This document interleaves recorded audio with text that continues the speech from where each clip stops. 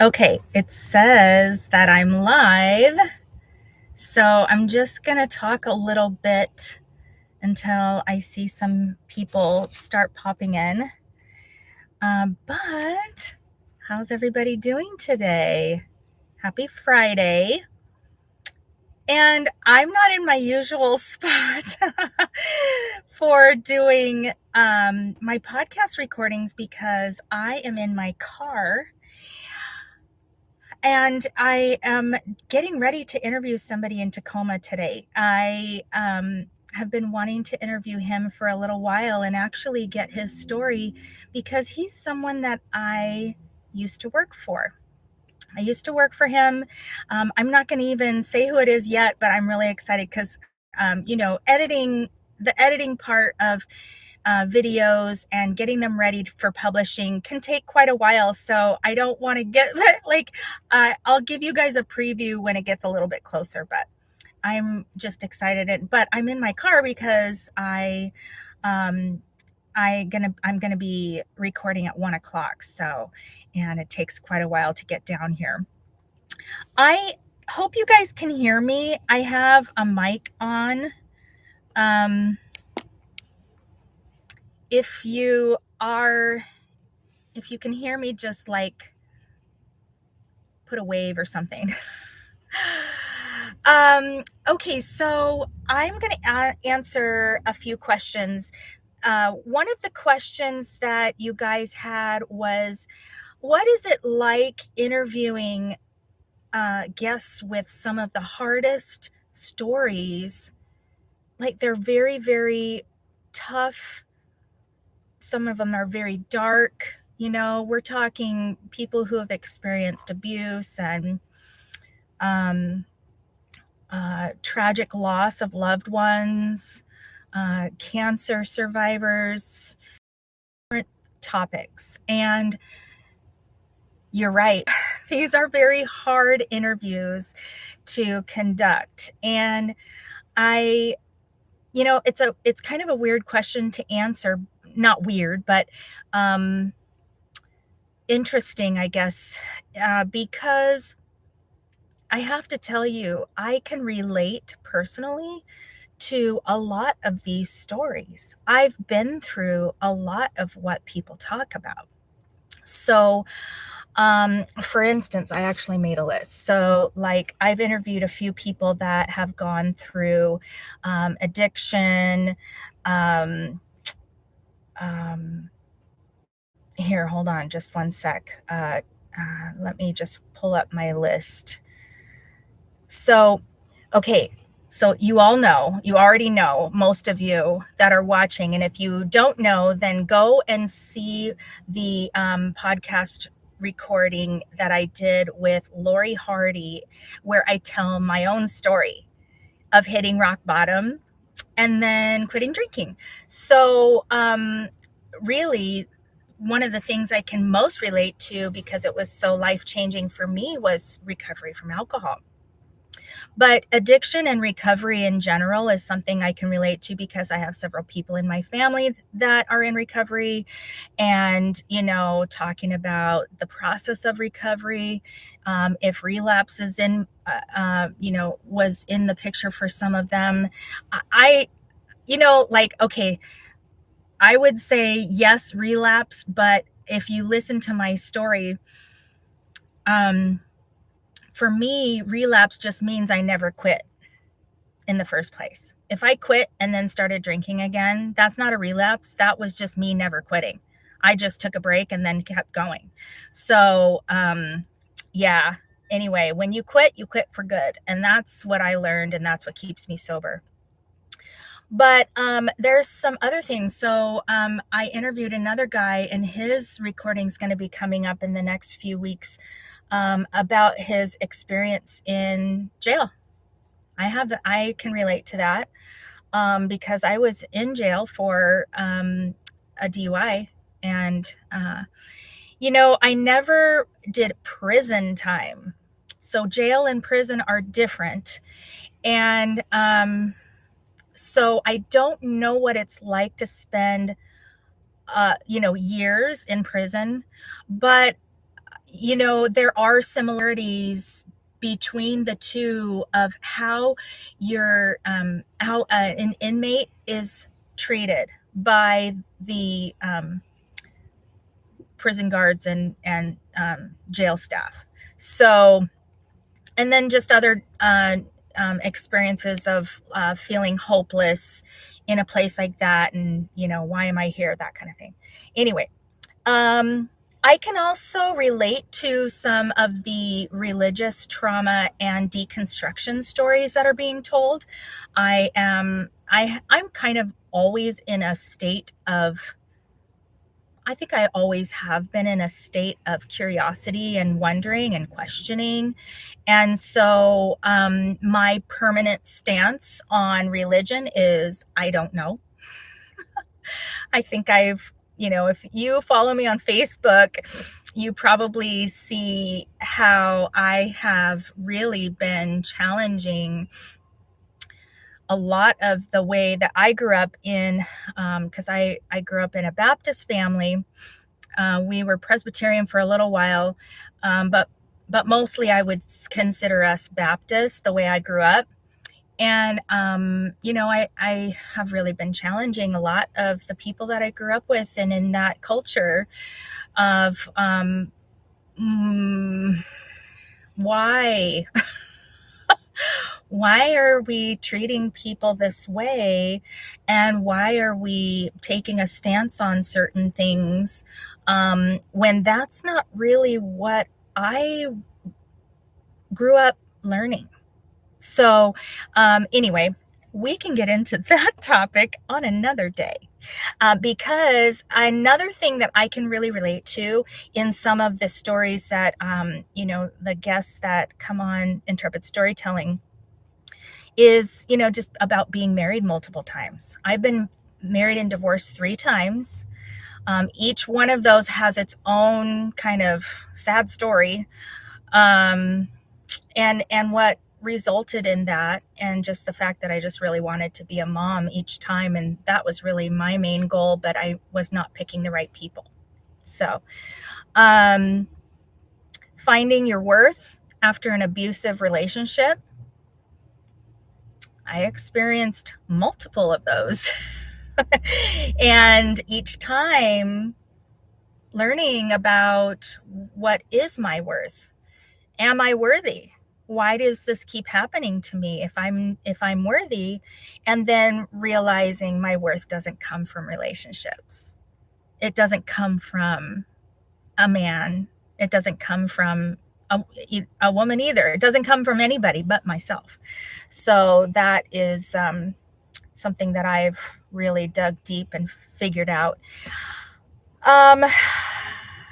Okay, this is a real dark one and really hard one to listen to, but I can relate to it. And so this is why I can hear these stories. And even though it is even a little bit triggering for me, and I have to take a break, probably a nice, good 24-hour break to just decompress and sit in some of the grief from it, is grooming and sexual assault. And this is a story that I haven't told in its entirety yet. And I'm working with a few things right now. I don't really want to elaborate too much on that because I want to be prepared to tell the story the way it's meant to be told. And I'm not sure in what order I need to, if pressing charges is something, because I haven't done that yet. And if that's something that I'm going to do, what needs to happen first before I actually take my story public. So, but that story is to be continued, okay? Not that you're so excited to hear about my grooming and sexual assault story, but anyway. Also the difference between being a stepmom, a biological mom, a foster mom, and an adoptive mom.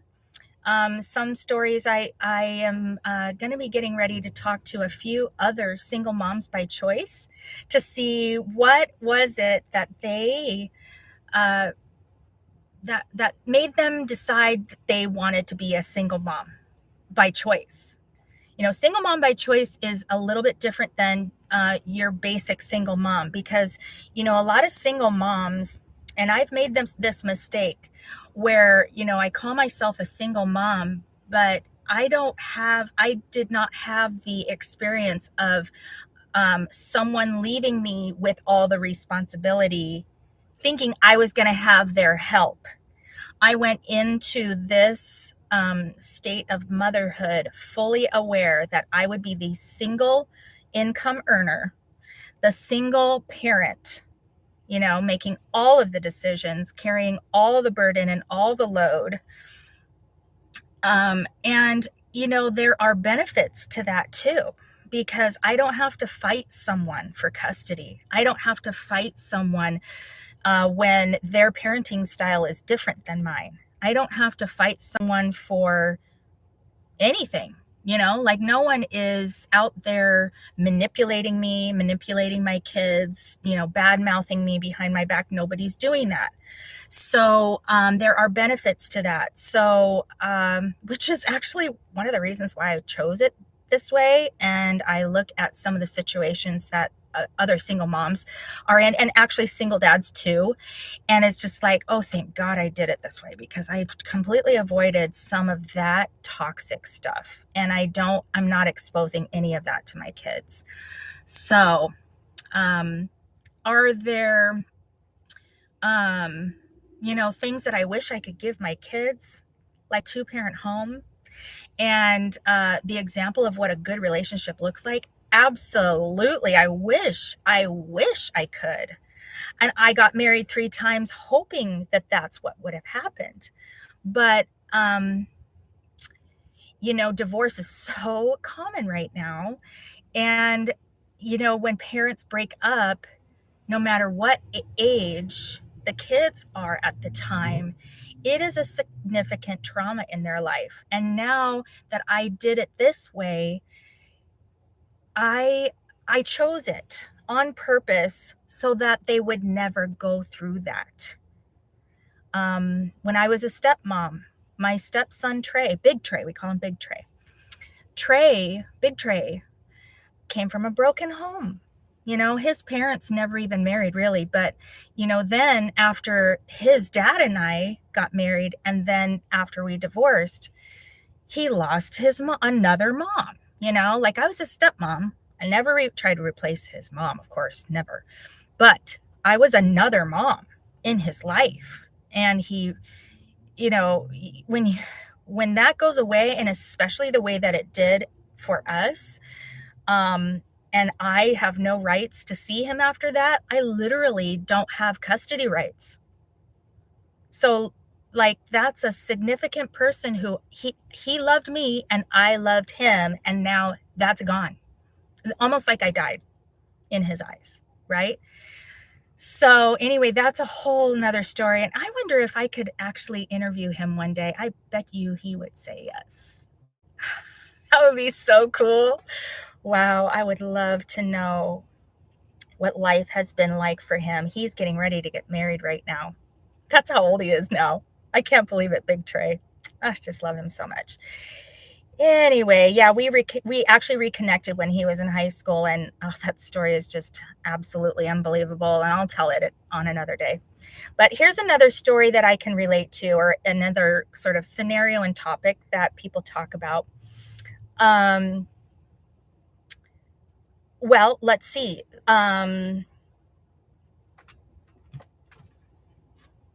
Actually, I put some topics down here that I haven't actually. My sister, I'll just tell you this. My sister was in a near fatal car crash, and I'm going to be interviewing her long form story. She told her short form story, and that's on the audio podcast.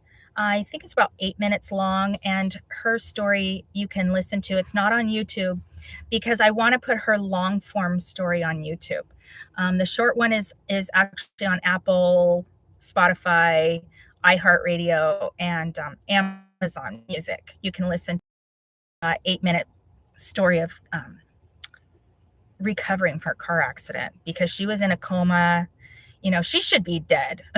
Honestly, that she was T-boned on the driver's side, her driver's side, by a giant truck going 60 miles an hour.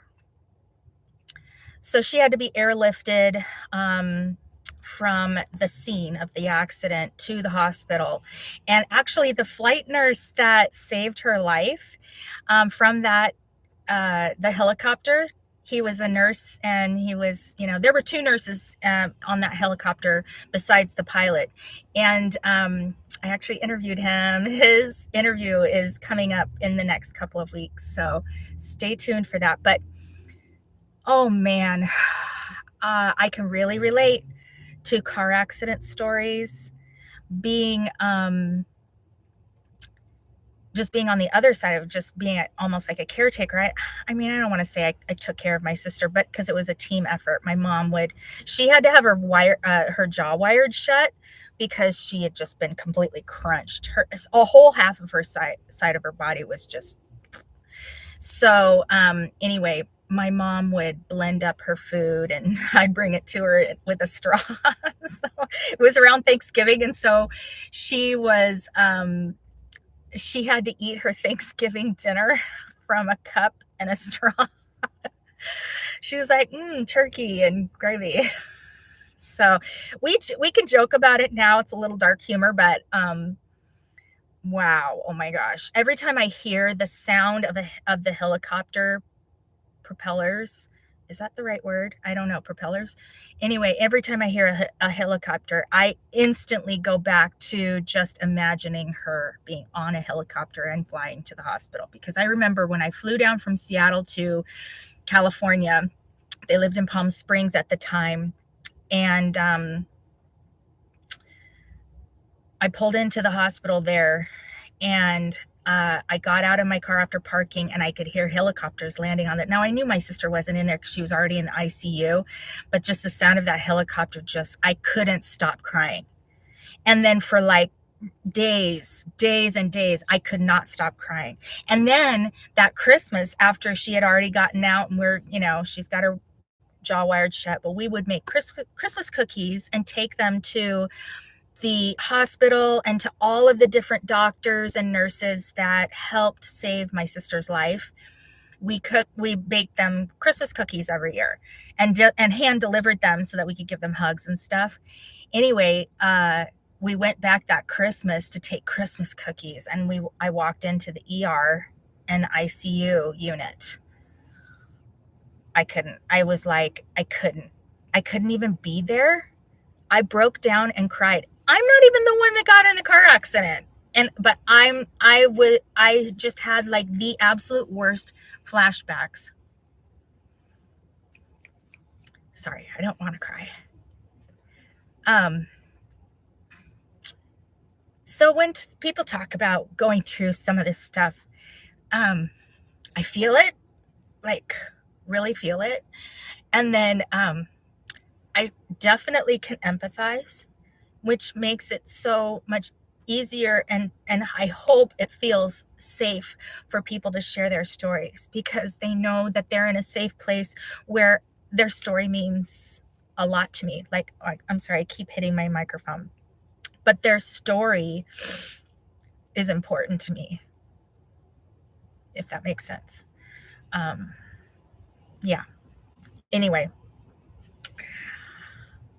I don't know if you're like me though too, and you just love like hearing about somebody else's life, and then the fascinating things that have happened to each person.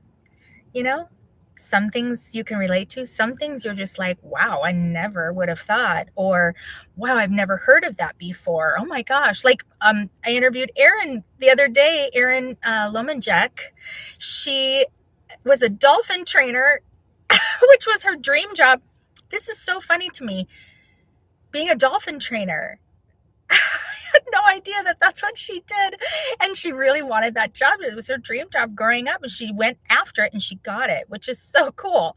And the way she got that job, just going to the place where her where, like the dolphin training place was where she would have interviewed, but the gate was closed. So she was like, well, I've got my application, so I'm just going to lob it over the fence because it's closed and just hope somebody gets it. Her resume. She just like almost like a paper airplane. She just threw it over the fence. And it landed right next to a trash dumpster, which somebody could have picked that thing up and thrown it right in the trash, not thinking anything of it. And wouldn't you know, somebody picked that application up and she got a call and was offered the job. I mean, what are the odds? Okay. That is just such a cool story, And if I never would have interviewed her, I never would have known that about her and never would have gotten to just be in awe of someone's gumption to do something like that. It's very inspiring, isn't it? I think that that's so cool. But I believe everybody has a story. Everyone does. I don't care if it's like the wildest thing you've ever heard of or just the simple thing of doing something consistently and you think maybe this is just mundane, but that in itself can be very inspiring because the people who are not like that look at that and go, oh, I wish I were more like that. And that inspires me.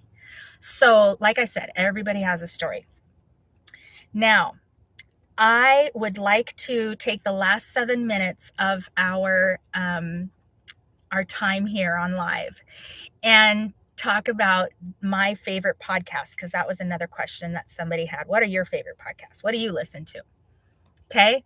Well, my very first one, and it's usually the one that I go to very first before I go anywhere else, is Shalise Ann Sola with Cults to Consciousness. And I got to interview her. She has an episode here on Intrepid Storytelling. She is an ex-Mormon who has a story of how she was questioning and, had a lot of questions about Mormonism and Mormon truth claims. I actually learned about her because I very regularly, at one point before I even heard of Cults to Consciousness, I would watch Mormon Stories, which is another one of my favorite podcasts, but Mormon Stories with John Dehlin. John Dehlin used to live here in Seattle.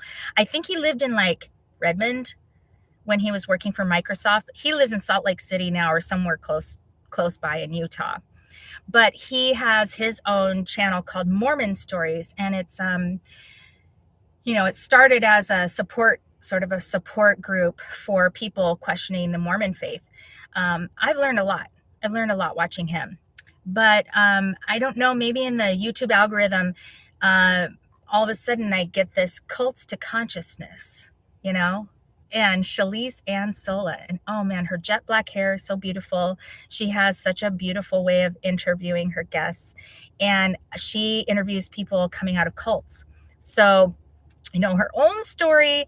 And, okay, you got to be a little sensitive about calling a religion a cult because, not every religion is culty. Maybe a little bit culty, which is another podcast I love, a little bit culty. But really, it's Steve Hassan's bite model. If you haven't heard of that, go look it up. Steve Hassan, or Hassan is his last name, and he is a cult expert. And he has like these different what is considered a cult? Well, it's a cult is if you leave and there's a consequence for leaving, or, there's a lot of other different things, but high demand religions is really what. So she will interview everybody from, Nixium and Scientology and the FLDS and, name a cult. She has pretty much the Children of God, like, oh my gosh, that cult. Oof. But I highly recommend her channel. And I'm going to put all the links to the podcasts that I watch in the show notes so that you can go and click and watch. Make sure you subscribe to each one And then if you comment, will you just mention my name or something and just say, hey, I'm here because I came here from Intrepid Storytelling, or Deanna told me I should come over here and watch this. You're going to be fascinated. Fascinated. All right. Cults to consciousness. Okay. That's number one. Number two is soft white underbelly. And soft white underbelly, if you haven't heard of his channel, but he's located down in California, Southern California on Skid Row. And he is a photographer by trade, but he has interviewed a lot of people. I think a lot of his first interviews were with like people that were living on the streets. Now, of course, I'm fascinated by I keep hitting my microphone. I'm sorry, you guys. But I'm fascinated by stories of people living on the streets because of the volunteering I've done with Union Gospel Mission and some of the others with More We Love Project stuff. And anyway, he asked them about their childhood. He asked them about significant moments in their life. And then he always asked them, what's the most important thing you've learned in your life at the very end? It's very similar to the questions I ask. But he's very artistic, and he always takes beautiful photos of his guests, and his guests have so many heavy stories, everything from prostitutes and pimps to, addiction, so much addiction, underage trafficking. It's really heavy stuff. And that is a lot of what he's done. But he's more recently interviewed some really intense stories by people who have FBI agents who have infiltrated the mob or the KKK.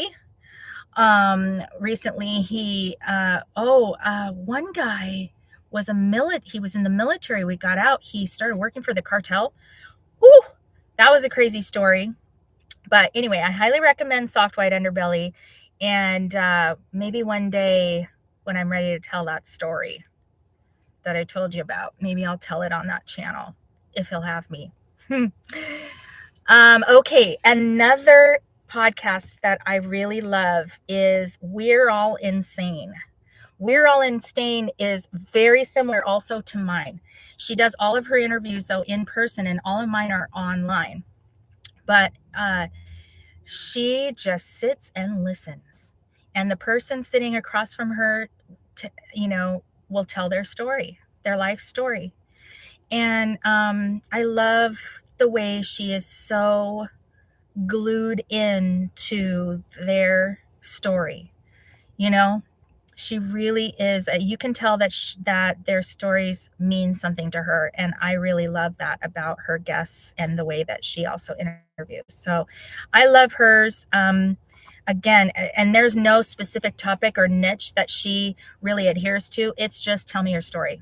Same as mine. So that's another one. I would love to go on her podcast because I could tell my life story. It'll take like 5 hours, but okay. So then another podcast. So I mentioned Mormon stories. I also mentioned, let's see, Softwave. Okay. Here's another one. Really good one. Oh, Wild Chaos. Wild Chaos is another one. This is a male interviewer, and he does a lot of the same kinds of things that are same topics. Just there's no real niche. Just tell me your story. Wild Chaos, and I love his podcast. All right, here's one that's been, there's two actually that have been really important to me in my kind of journey through questioning my religious upbringing.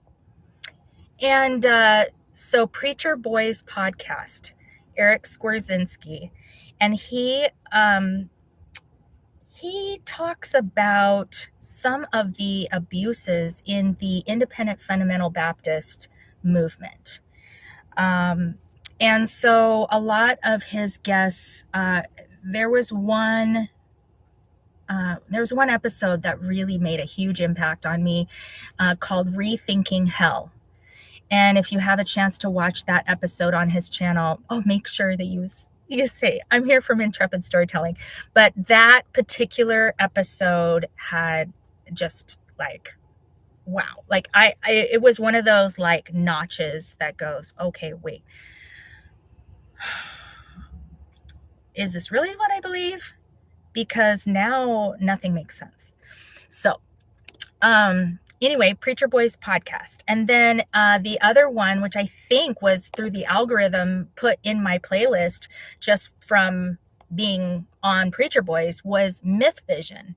Derek Lambert. And I love Derek Lambert. Oh my gosh. He has a crazy story, and I love his story because it's very similar to mine.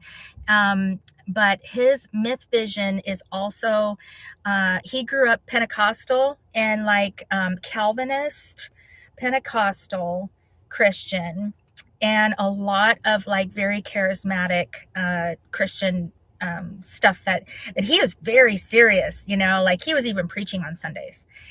So he talks about a lot of that on his podcast, and then how he deconstructed, but his personal story about getting sober from drugs and alcohol, I personally can identify with. And I love that he talks so open about it, because so do I. And so we have that in common.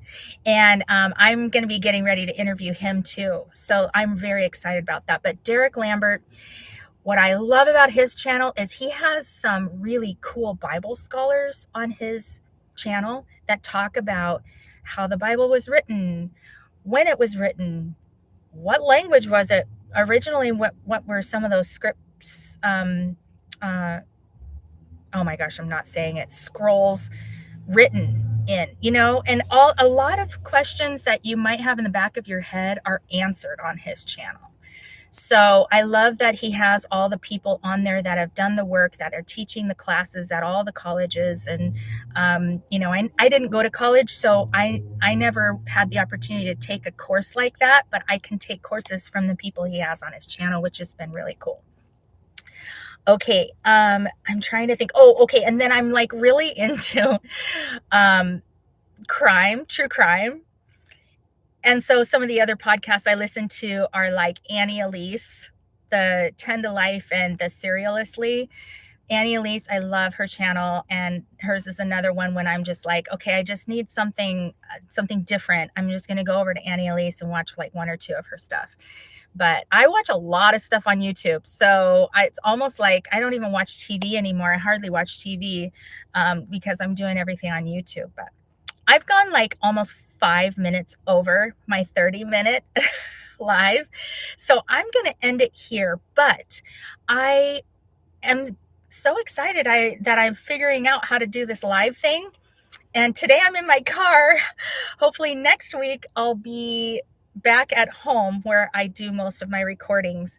But I am excited about some of the upcoming interviews I'm doing. One with this guy here in Tacoma, another one I'm going to be doing out in Issaquah with somebody else. I'm not going to name names yet because I just don't, I got to get it actually recorded first, because you just never know. But I also, let me tell you this.